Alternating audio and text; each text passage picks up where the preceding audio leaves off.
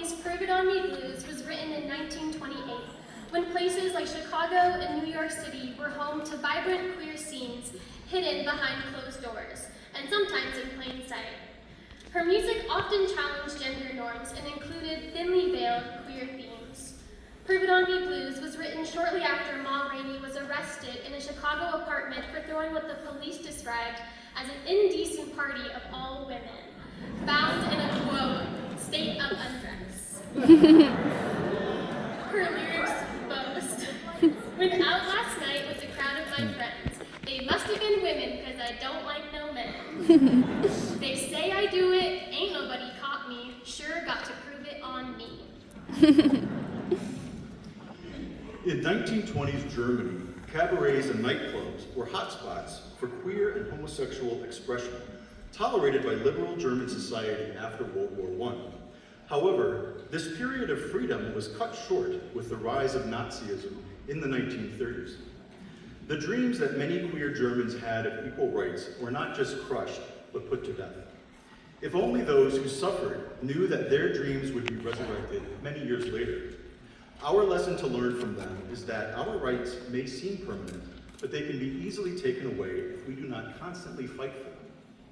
One song you might have heard in one of these clubs was Das Lila Lied, German for the Lavender song. It was written in 1920 by Misha Spolyansky and Kurt Schwabach. It is considered one of the first gay rights anthems. It would have gone something like this. I love this one. Guten Abend, meine Damen und Herren, und willkommen. Good evening, ladies and gentlemen, and welcome. It is now the year 1920, and you are in Berlin, Germany. You are at a famous cabaret nightclub, the Schal und Rauch. Here, you are free to be yourself, free to love who you love, free to be anders als die anderen, different than the others. However, there are people who do not want you to have these rights.